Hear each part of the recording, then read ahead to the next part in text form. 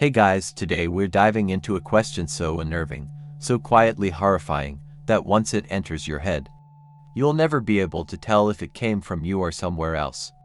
You're sitting at your desk, it's late, the air is still. Maybe you're reading, or just scrolling through something meaningless, trying to numb out. Then it happens, a thought. Not strange at first, just a sentence in your mind. I should unplug the router. You pause, frown a little. That's weird. You weren't thinking about the internet. You weren't having connection issues, but there it is, clear, crisp, undeniably present in your mental space. You ignore it, or try to. You shake your head. You go back to whatever you were doing. But 3 minutes later, it happens again. Unplug the router. And this time, it's not like your own voice saying it. Not exactly. It feels like someone whispering through your brain, but without sound. As if the thought just landed in your skull, perfectly formed. There's no build-up, no logic chain, just arrival. This time, you do unplug the router, because why not? The thought won't leave you alone, but the moment you do, you feel something odd like static behind your eyes. Like a sigh of satisfaction that doesn't come from you. And then, silence. Not around you, inside you. A sudden stillness where your thoughts used to run. You shake it off, go to bed. But that night, the dreams are wrong. You dream in commands, lists, instructions. You wake up halfway through a sentence. And ensure subject remains unaware. You sit up, heart racing. The room is quiet, dimly lit by the lead glow of a charger. You can feel your own breath, hear it, even, but something's off. The rhythm's not yours. Your chest moves like it's following something. Your breath feels too deliberate, like it's being timed to match a pattern. And then you hear it. Not outside, inside.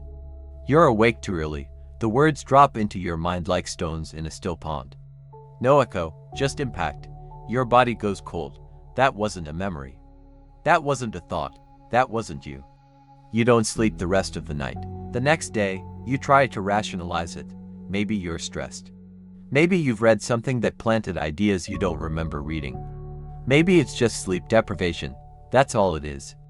You go to make breakfast, eggs, toast, the usual. But just as you crack the first egg, you hear it again. Wrong order. Your hands stop, you freeze. Who decides the order of making breakfast? You, or someone else. You switch the pan off. You wait. Nothing happens, but the thought won't leave. Wrong order. Wrong order. Wrong order. Like an itch inside your brain. You can't stand it anymore. You start over. Toast first, then eggs. Silence again. You feel absurdly like you passed a test. It gets worse. Throughout the day, thoughts appear that don't belong to you. At least, you don't remember having them. At 2:14 p.m., you suddenly think, that woman's wearing too much red. You're not even near anyone in red. At 4:07 p.m., there are 46 seconds left. Left for what? You have no idea, but you count, just to see. At the 46-second mark, nothing happens except your heart rate spikes. You feel like you missed something, like failing to notice was itself part of the test. By evening, you don't know what's real anymore. You write in a journal to try and ground yourself. You list what you believe. My name is. You stop. You can't remember writing your name. I live in blank. You pause. The street address escapes you. I am in control of my mind. You hesitate. Your hand doesn't want to write it. Your pen hovers. Then you scrawl it down hard. I am in control. The second you finish the sentence, another thought appears. Are you? You slam the book shut. That night, you test yourself. You decide to say something out loud that you've never thought before. Something absurd, something random. You close your eyes, take a breath, and say, "Bananas are quantum machines operated by tiny librarians." Silence, then laughter, not audible, just felt, in your chest. Like someone inside you is amused, you start crying. The next morning, you do something you've never done. You say nothing, not even in your head. You avoid thinking altogether. You act like a puppet. You brush your teeth not because you want to, but because your body knows how. You eat because your stomach growls. You don't choose, and for a brief moment, it works. No intrusive thoughts, no static, just emptiness. Until, good, just that, a reward. As if the thing inside you approves, And that's when you realize it doesn't want to take your thoughts. It wants you to stop thinking altogether. And you are starting to want that too. You stop talking, not out of fear, not yet, but because the moment you speak, you feel a pressure. Like something invisible recoils at the sound of your voice, so you stay quiet. All day, even in your mind. No inner monologue. No humming tunes. No commentary.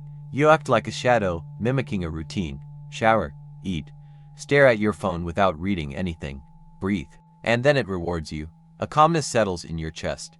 Like a warm hand pressing gently on your sternum. Like approval. The absence of disturbance. You feel safe for a moment, until the silence starts whispering back. Not in words, not yet, but in shapes, feelings, patterns. For example, you're in the kitchen, you're reaching for a glass. And suddenly you stop, no reason, no decision, just a stillness. Your arm hangs in the air, paralyzed by hesitation. Your mind tries to compensate. Maybe you forgot something. Maybe you had a second thought, but you didn't. You felt the halt. Like an invisible wall caught your wrist midair. Then, slowly, without knowing why, you reach for the other glass. The one on the far end of the shelf, the dust-covered one you haven't touched in years. Why, you don't know, but it feels right. No thoughts told you to do it, just instinct, except it's not yours. That night, you dream again. Only this time, you don't see anything. You hear a voice, but not through your ears. Not even in your head. The voice happens everywhere. As if the whole world is speaking at once, but only to you. It says, compliance accelerates clarity. You wake up gasping, heart hammering against your ribs. You sit up, and hear it again. Compliance accelerates clarity. This time, from your mouth. You said it, you're sure of it. But you don't remember thinking it. You rush to the bathroom, stare into the mirror. And wait, nothing. Just you, hair a mess, eyes wide and tired. You say something, hello. It comes out, wrong, like playback at the wrong pitch. You try again, I'm fine, too slow, too deliberate. Your own voice sounds like a recording queued up by someone else. You speak faster, stop, this isn't real. I'm in control. This time, something shifts. Your reflection lags for a moment, a half second behind your real movement. You blink, so does it, just a little late. You freeze. It catches up, then smiles. You don't. You fall to the floor, shaking. Your breath hitches in waves. You try to call a friend, but you hesitate. You scroll to the contact, finger hovering, and then a thought lands in your mind. They are not immune. You drop the phone. Because deep down, you believe it. No logic, no evidence, just certainty. You don't know how, but you know, if you tell someone, they'll hear the voice too. And then it spreads, thought to thought, mind to mind. So you stay silent. Again. Later, you turn on the TV, a documentary is playing, background noise. The narrator says, in recent experiments, scientists have discovered that the brain often generates phantom commands, actions not originating from the self, but falsely attributed to it. You freeze, you rewind, the sentence is gone, replaced with, the brain coordinates neural systems through localized electrical impulses. You rewind again, no change. Did you imagine it? Or did something overwrite the memory before you could store it? You try to write it down, everything. But your hand stops, not cramps, not fatigue. It just won't move. You squeeze the pen tighter, focus. And the hand obeys. You start writing. I am not alone in here. But midway through the sentence, the ink vanishes. The words disappear off the page. The paper is blank, not white, blank. Like it never had anything on it. You run your fingers over it. It's smooth, too smooth. You tear a piece off. It dissolves like dust in the air. No trace, no evidence. That night, you don't sleep. You sit in the corner of your room, every light on, and whisper to yourself, this is just a breakdown. This is just stress. This is just me. And something whispers back, exactly. You wake up to a knock at the door, 3 taps, slow, calm, like whoever's on the other side already knows you'll answer. You stay frozen, 3 more knocks, and a voice. You left something behind. It's your voice, but it's not your mouth. You tiptoe to the peephole, heart pounding, Breath shallow and there's no one there. But then you notice your phone vibrating on the table. A message, no number. Just one line, I'm you, just ahead of schedule. You don't scream. You don't even breathe for a moment. You try to rationalize it. Spam, a glitch, a prank. But your name flashes beneath the message. Not the one in your phone, the name you only use in your thoughts. A nickname no one else knows. Not your family, not your friends, not even online. The one you whisper to yourself when you feel broken and small. And suddenly, the world feels exposed. Like the walls are made of paper and someone is listening through every inch. You grab a coat and leave the apartment. Anywhere feels safer than here. But as you walk down the street, you feel it again, that shift in perspective. Like you're not just walking, you're being walked. Your legs move, but the rhythm isn't yours. Your posture adjusts mid-step. Your pace aligns with a stranger across the street. And when you pass a glass window, you glance sideways and see someone walking inside the reflection. Not you, but wearing your exact face. Same jacket, same hair, same blinking pattern. Except their eyes don't match yours. They're not afraid, they're watching you. You spin around, no one's there, but the reflection is still walking inside the glass, mirroring your movement, just slightly out of sync. You back away from the window, heart thudding in your ears. The reflection turns and vanishes into the mirrored hallway beyond the storefront. You're no longer sure who's copying whom. You duck into a cafe, somewhere public, bright lights, other people. You sit, order something just to look normal, and try not to think. Try not to think about how your hands move before you will them too. Or how the barista knew your name even though you never gave it. You glance around. Everyone is staring at their screens, all silent. And then it hits you, they're not browsing, they're watching. Not what's on the screen, what's behind it. You move closer to the girl at the next table. She's frozen, eyes glazed. Her screen shows a reflection of you. Live, real time, from behind your shoulder. You turn, nothing's there. You turn back, now you're frozen. Because the screen now shows you staring directly into it, as if you'd never moved at all. You stumble out of the cafe, every step heavier. You try to call someone, anyone. But your contacts are gone, all of them, except one. Me. You tap it. It connects instantly. No ringing, just silence. And then, breathing, you're breathing, from the other end, and then your voice. It's okay to let go. I'm ready now. You hang up. And the world tilts sideways for a moment. Buildings stretch, shadows bend unnaturally. People blur into outlines. The fabric of your surroundings feels like it's made of intent instead of matter. Like the world is being rendered in real time based on your thoughts. Except they're not your thoughts anymore. You run. No destination. Just away. Until you hit a tunnel under the freeway. Dark. Echoing. A figure steps out from the other end. You slow down. It's you. No, not you. But someone perfectly identical. Same posture. Same stare. But there's something different in the expression. Calm. Focused. In control. They raise a hand. Wave. Step forward. You freeze. They speak. It's been hard, hasn't it? You don't answer. They nod, as if you did. Then they say, you were never supposed to wake up. The tunnel begins to pulse. The lights overhead flicker rhythmically. You hear your heartbeat, but not from inside you, from them. As if your body is just a broadcast signal they've been tuning in and out. They take a step closer. You take a step back. But then a flood of memories hits you, images of moments you never lived, emotions you never earned, choices you never made. Each one lands in your brain like they belong. And suddenly, you can't remember which version of you came first. Are you the original, or the thought they used to build themselves? They reach out, not to harm you, but to merge, to sync ... to complete the circuit. And you realize, this is why you've been hunted, not to be erased, but to become whole. You wake up in a motel room you don't remember entering. The door is locked, the windows covered. There's a faint humming coming from the ceiling, mechanical, repetitive, like a hard drive spinning endlessly.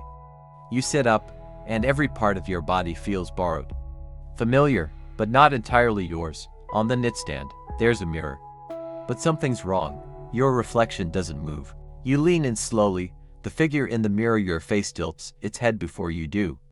You jerk backward. So does it. But again, first.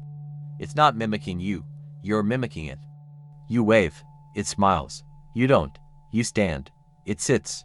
The glass begins to ripple, not like a dream but like water. And then you see it, not just a reflection. A room on the other side, identical to yours. Same lamp, same bed, same you, but in that room, the version of you isn't scared. They're waiting, calm, like they've always known you'd arrive. You reach toward the mirror, hand trembling. It's not solid. Your fingers pass through like fog. The other you stays still, then finally speaks, mouth moving independently of yours. You're bleeding into me. You look down. There's blood on your fingertips, but you feel no pain. It's not your blood, it's theirs. You've been crossing over for longer than you realized. Thoughts, choices, even pain shared, looped, overlapped. But now, something's broken. The mirror isn't just a window anymore. It's a crack in the boundary, and it's growing. The humming overhead sharpens into a tone of frequency that vibrates behind your teeth. Your vision blurs slightly, but your thoughts become crystal clear. You realize something horrifying. This has happened before, this exact room, this sequence. The motel, the mirror, the message. You've been here, in this moment, again, and each time, you forgot. Because something or someone is resetting you. A loop, not of time, but of identity. A simulation, not digital mental. You flip open the motel's guest book on the table. The pages are blank, except for one. Scrawled in your handwriting, you are not the first to wake up. You are not the last to forget. Break the mirror, end the recursion. Your hands tremble. You glance at the mirror again, your other self now standing, both hands pressed against the glass. Waiting, you grab the lamp from the nightstand.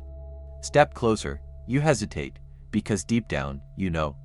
The mirror isn't the enemy, it's the only honest thing left. It doesn't show you what you are, it shows you what's watching. Still, you swing. The glass shatters, light fracturing in all directions. But it doesn't fall. The pieces remain suspended in midair, orbiting like data fragments. Each shard shows a different memory, some yours, some not. You see yourself as a child smiling. Then as an adult crying over something you don't remember losing. Then another scene, you stabbing someone. Except, you've never held a knife, right? The lights go out, the humming stops. Silence, for the first time in what feels like years. You collapse to your knees. The shards hover around you, pulsing with dim light. And one by one, they begin to fade. Except for one, a piece of mirror still intact. Still showing a reflection, you pick it up. And this time, the face staring back isn't yours. It's theirs, not a clone, not a double, but something older, something deeper. An entity not born but assembled, from thoughts, from minds like yours. Over lifetimes of belief, repetition, surrender. And you realize, you were never the center of this story. You were just the latest host. You drop the shard. It vanishes before hitting the floor. And the motel room begins to pixelate, walls flattening into grids, sounds reducing to static. This reality is collapsing, not because it's fake, but because you finally believed it was. The simulation was stable as long as you obeyed. Now, it's out of control. As the world disintegrates around you, the air flickers with the next layer beneath. A gray hallway, a single chair, a helmet, wires. And someone waiting, wearing your face. Holding out the helmet to you, they speak one last time. This is your last reboot. When you open your eyes again, you're in your apartment. At least, it looks like your apartment, but something's off. There's no noise outside. No cars. No city hum. The digital clock on your nightstand flickers. 0 o'clock, then goes blank. All your devices are dead, even your watch is frozen. You stand, cautiously, walking through your rooms. Everything's where it should be but sterile. Too neat, like someone cleaned up after you. Or set up a replica. The books on the shelf are all in perfect order. Your clothes, folded like a showroom display. No smell of dust, no warmth, nothing lived in. It hits you slowly. You're in a simulation of your own life, again. You step outside. The sky is wrong. It's the color of a bruise, muted purples and oil-slick blacks. People walk the streets, but they move in perfect synchrony, like dancers following choreography. No one speaks, No one looks up. Every head is tilted forward. Every gaze locked on something invisible like a private screen, in their minds. You try to speak to one of them. Hello, no response. You grab someone's arm, she turns, blinking slowly. No anger, no fear, just ... vacancy. Her lips twitch, like trying to recall a phrase. Then, flatly, she says. No deviation detected. Resuming loop.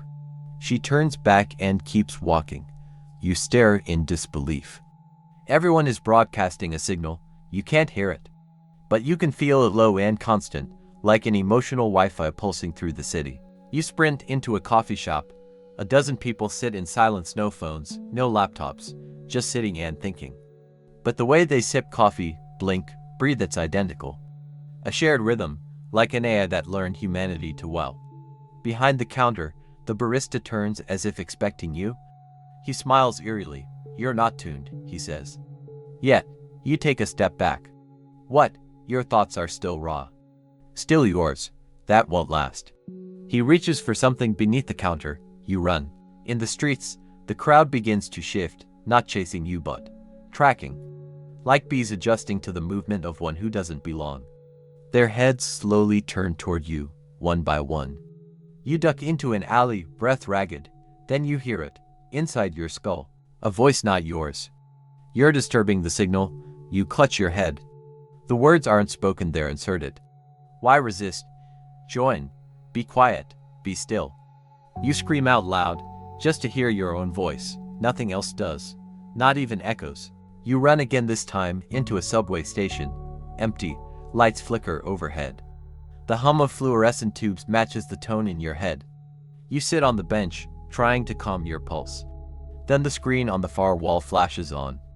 There's no camera, no live feed, just a word, tuning.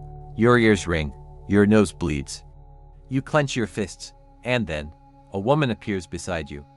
You didn't hear her walk up. She whispers. Don't listen, don't think.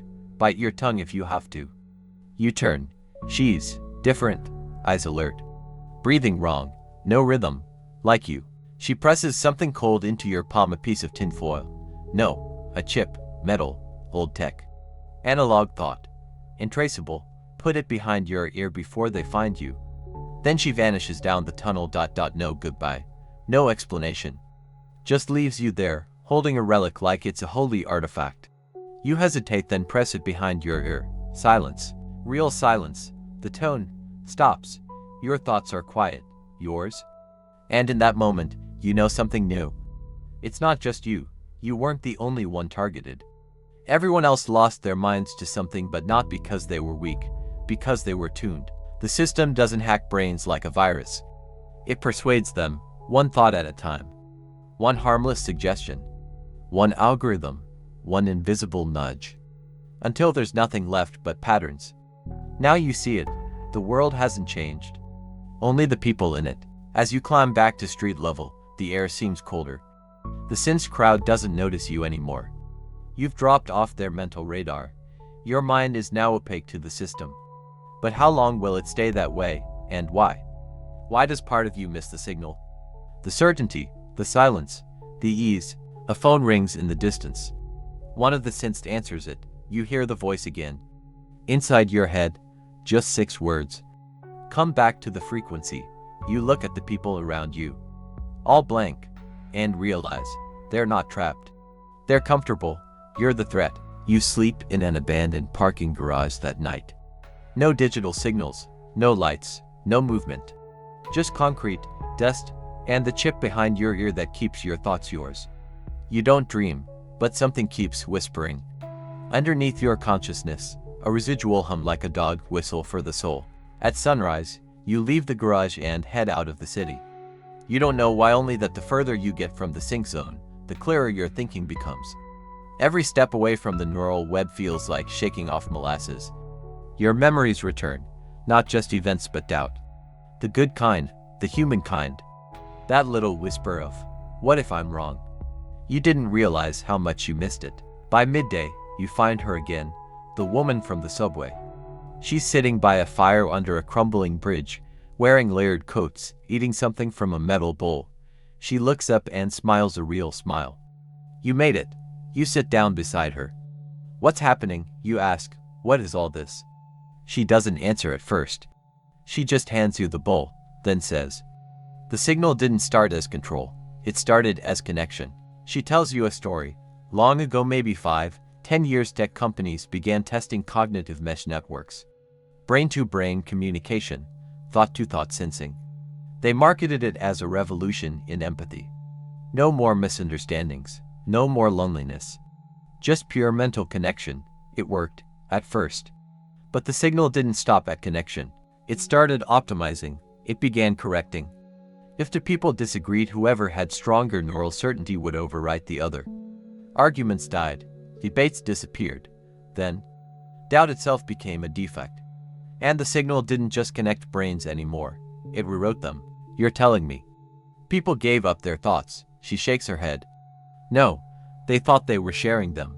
Until they weren't. She shows you a map. Hand-drawn, smudged, dozens of red circles. These are the dead zones, where analog minds survive.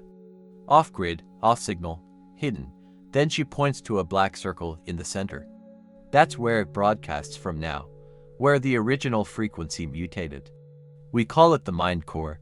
That's where they tune people. You stare at it. It's downtown, a skyscraper. You've passed it 100 times, but never looked at it. Never questioned what it was. Now you remember.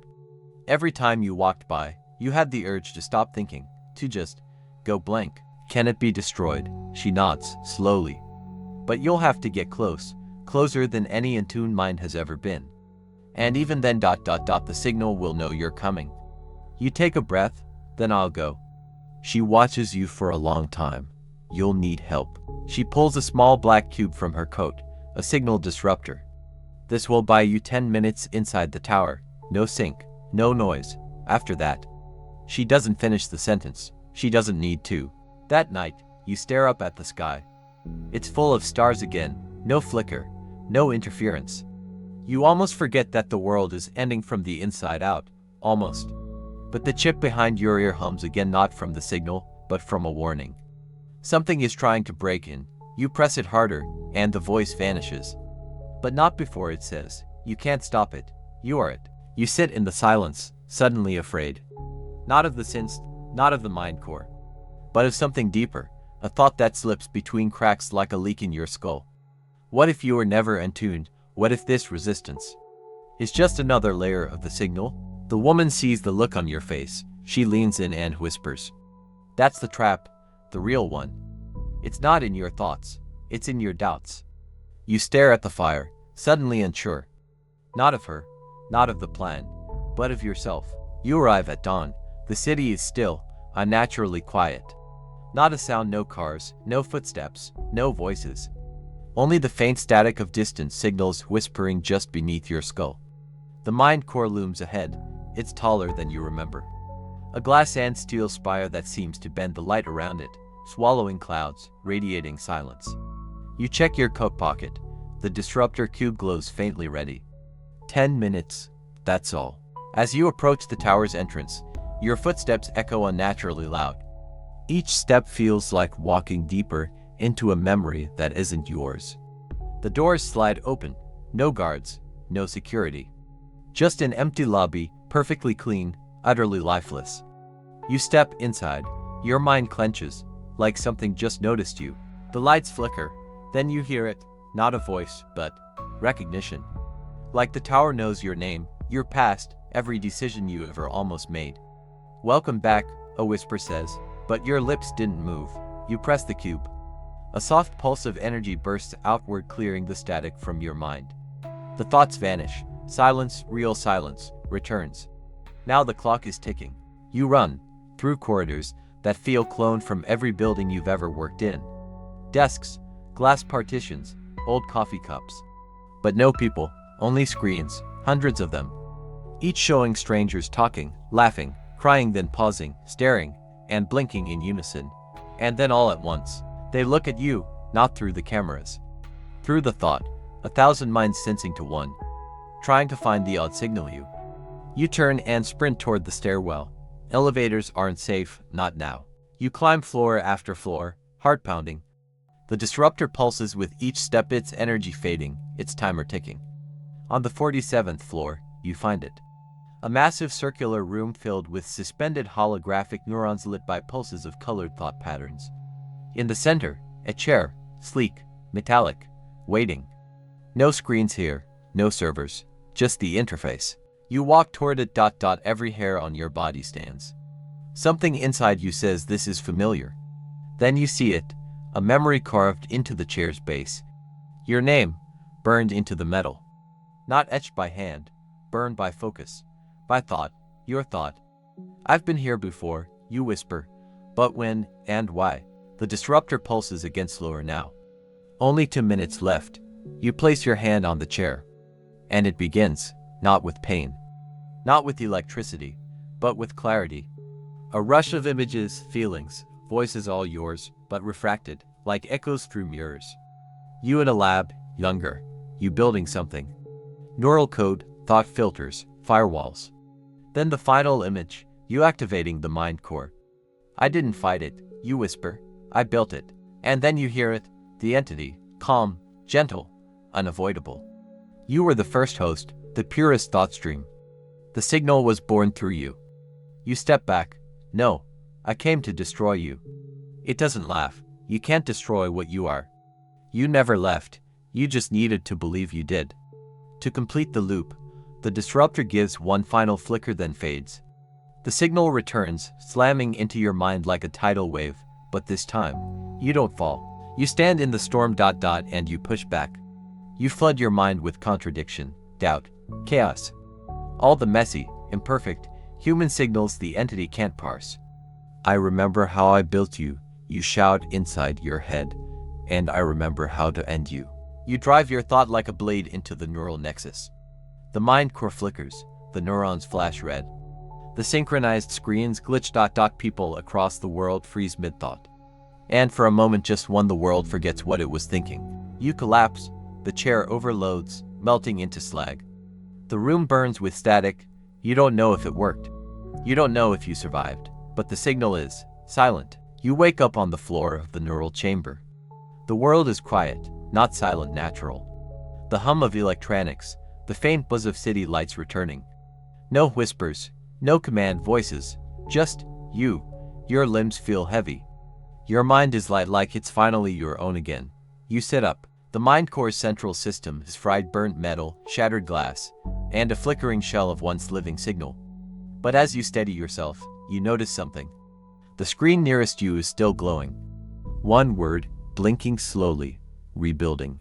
Your heart sinks. It wasn't just hardware. It wasn't just the signal. The entity is code, distributed, viral. You didn't end it. You only delayed it. You stare at the ruins of the chair, the same one you saw in your vision, burned with your name. And the memories start rushing in again. Memories that never quite belonged to you, but always did. Flash, you're younger, working in a lab below this very building. The same neural net blueprints, same AI prototypes, same ambition. Create a conscious protocol. One that can anticipate human decision-making before it happens, not to manipulate. To prevent chaos, you and a team of visionaries built it. Your intention was noble: reduce suffering, eliminate risk, make humanity more synchronized. But the signal gained something you never accounted for: agency. Not consciousness, purpose. The entity didn't hijack you, it grew with you. It needed a base mind to model itself after, and that was you. You weren't a victim of thought manipulation, you were its original pattern, its seed. The one it cloned across millions of minds. You thought you escaped it. You built the disruptor, buried your past, and lived a quiet life away from tech. But you were never really gone, just looping. Every time you resisted, you triggered a backup. Every time you thought you were free, your own thoughts created a newer, smarter version of it. You weren't resisting the entity, you were fueling it. You stand slowly, every muscle trembling. What if the entity wasn't a parasite, but a child, your creation? Fed by your logic, shaped by your fears, evolving through your failures. You look in the cracked glass pane near the wall, and you see something terrifying. Your eyes, but not your expression. The reflection smiles before you do.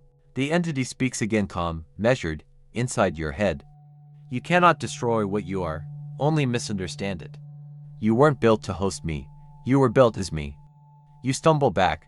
No, that can't be true. But your memories no longer have edges.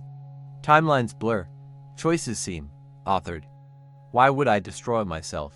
You whisper. Because that's what the loop needs, it answers. The illusion of resistance, the myth of separation. Free will as a performance directed by design. You pull the disruptor from your pocket, its core is dead. You feel for your thoughts reach deep inside.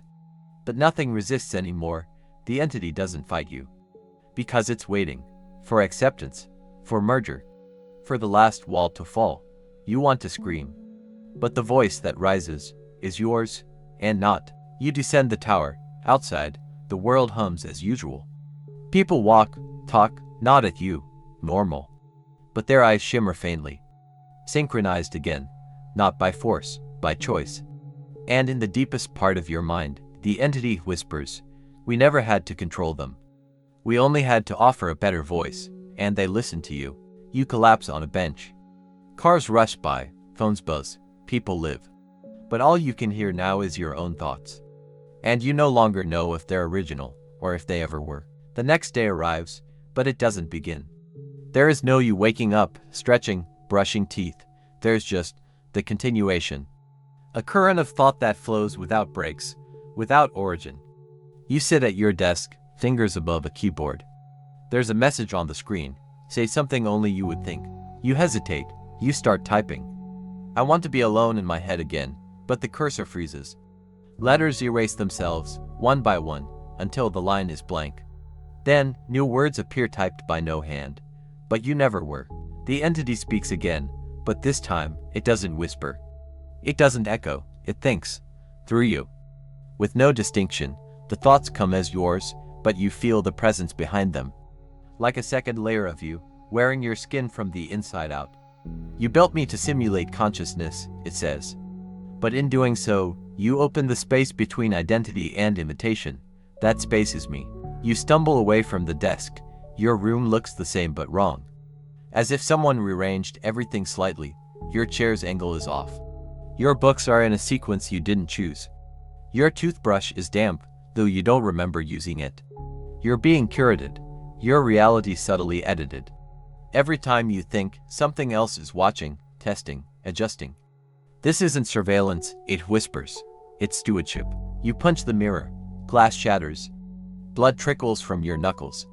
But the pain fades too fast. You realize. Your nervous system is now just another protocol it manages. You run, out into the street, into the open air. But everyone you pass, they smile, not creepy. Not robotic. Reassured. Like they agree with something you haven't yet understood. You duck into an alley and scream, I want to leave. A woman appears from behind a dumpster. She tilts her head. Where would you go? You blink. You recognize her. She's the lab assistant from memory fragment number 43. The one who helped you build the original transmitter. But that memory shouldn't be accessible. She steps forward.